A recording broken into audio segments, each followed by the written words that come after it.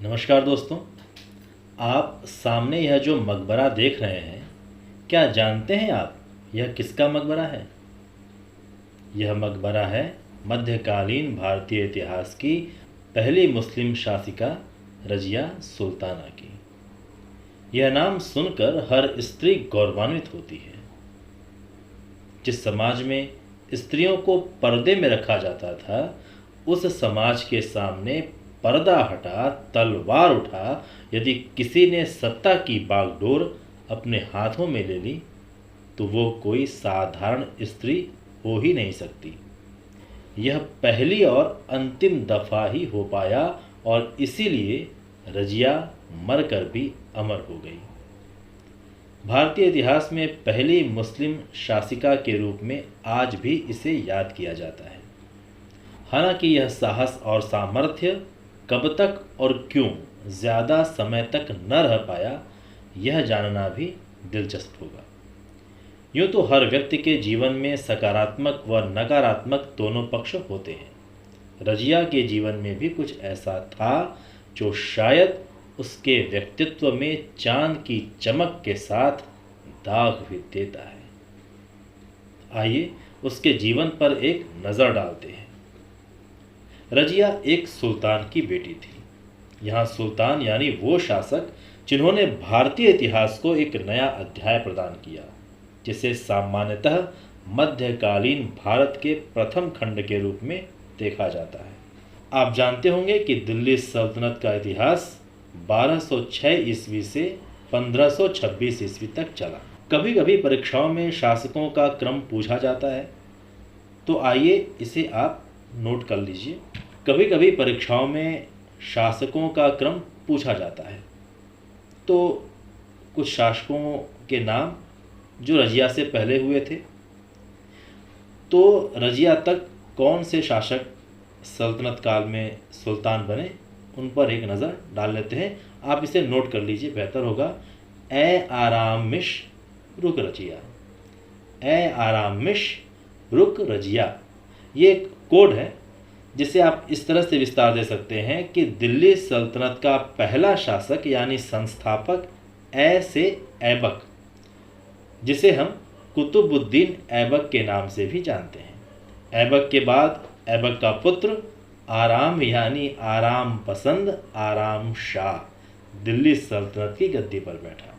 अयोग्य होने के कारण उसे गद्दी से हटाकर ऐबक के दामाद मिश यानी इल्तुतमिश ने दिल्ली सल्तनत को स्थायित्व प्रदान किया। इतिहासकार दिल्ली सल्तनत का वास्तविक संस्थापक इल्तुतमिश को ही मानते हैं। इल्तुतमिश के बाद उसका पुत्र रुक यानी रुकनुद्दीन फिरोज शाह गद्दी पर बैठा, किंतु अयोग्य होने के कारण इल्तुतमिश की पुत्री रजिया ने सत्ता की बागडोर अपने हाथ में ले ली। रजिया के बाद किसने दिल्ली सल्तनत का तख्त पाया, यह अगले वीडियो में। फिलहाल हम रजिया की बात करेंगे। रजिया का शासन 1236 ईस्वी से 1240 ईस्वी तक ही चल पाया।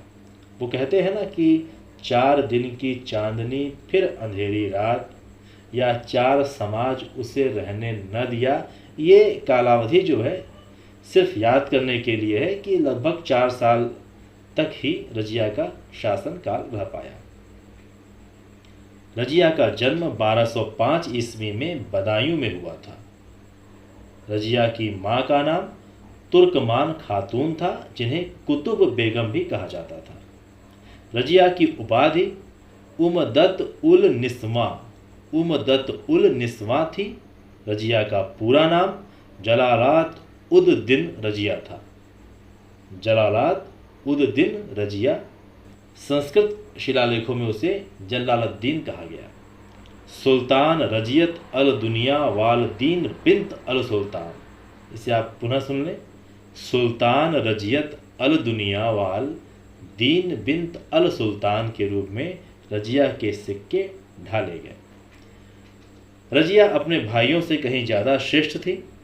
अपनी योग्यता से पिता को प्रभावित कर रजिया ने यह सिद्ध कर दिया कि योग्यता किसी की मोहताज नहीं होती।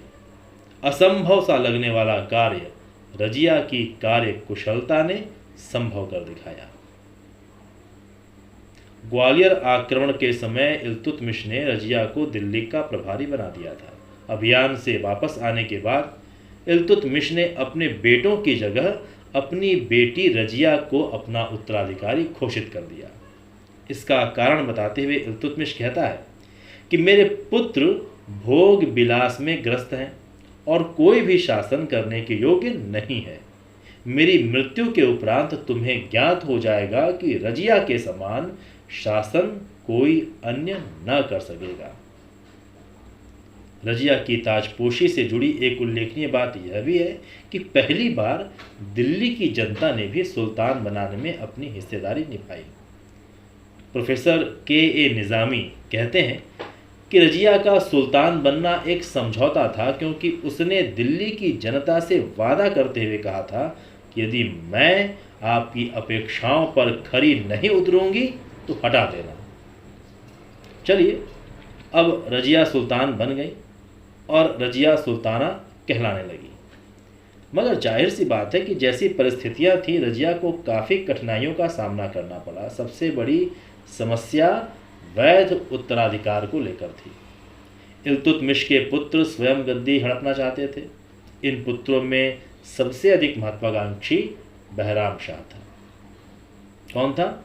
बहराम शाह, जिसे कई अमीर समर्थन दे रहे थे, क्योंकि अमीरों के स्वाभिमान को एक स्त्री के शासक बनने से ठेस लग गई थी, जिस कारण कई प्रभावशाली लोग रजिया के विरोधी बन गए थे, जैसे वजीर जुनैदी, मलिक जानी, मलिक कूची, मलिक अयाज और मलिक सलारी इत्यादि।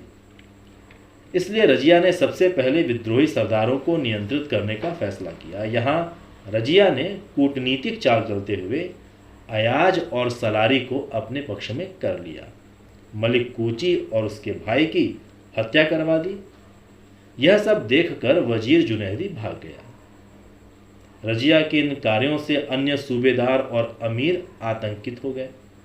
मिन्हाज लिखता है कि लखनौती से देवल, लखनौती माने बंगाल और देवल माने गुजरात, तो लखनौती से देवल तक समस्त मालिकों और अमीरों ने रजिया की सत्ता स्वीकार कर ली।